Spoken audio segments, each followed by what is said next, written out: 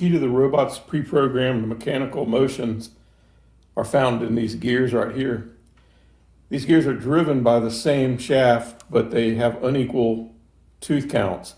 So they are rotating at different speeds.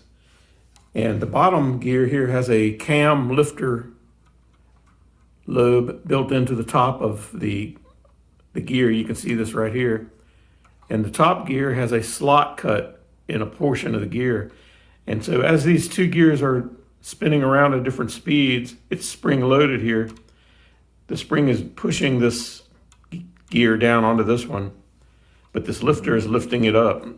But at some point, the gear and the slot and the lifter are gonna come into an agreement, and this gear will drop down right on top of this one. And it'll remain that way for a while, and then it'll lift back up.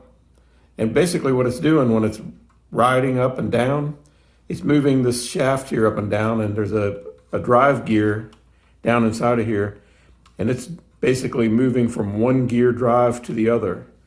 And when it moves from one gear drive to the other, it moves from moving the legs back and forth to spinning the body around. So I'm going to turn it on and show you how that's going to work now. I've got about 3 volts applied.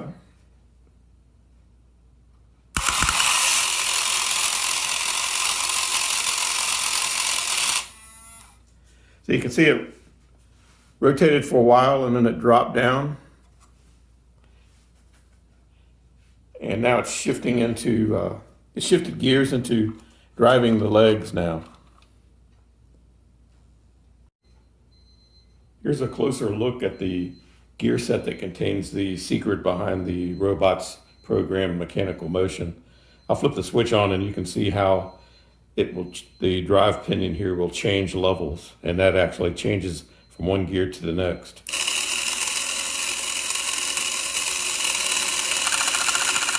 When it's up here making that noise, you can actually see it hitting a flapper.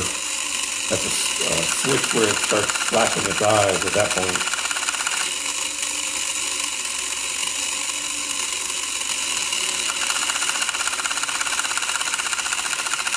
So the gear is being lifted by a cam on this bottom gear, and actually the two gears do not agree with the gear count does not agree, so they're going to be traveling at different speeds. And you can see right now it just locked up and stopped. It's sometimes the alignment of the gears is such that it will lock itself up, and I believe it has to do with the case not being perfectly square. So I'm going to look into that and see if that may be the reason.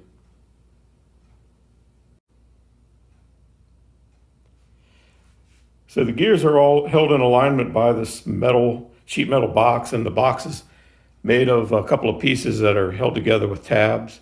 And so it's not that accurate, but it is responsible for the alignment of the gears. And so you can see you can shift the box to the left or the right, making it more like a trapezoid. And that, I believe, is responsible for why the gears sometimes lock up.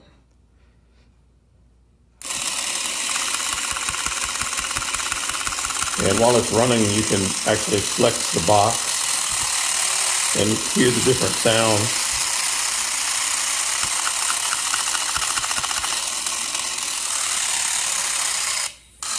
That could actually make it stop.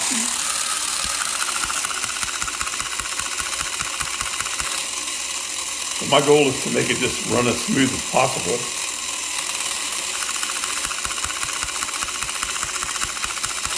When the gear lifts and it goes into the upper position, it's actually spinning the body around and flashing the eyes.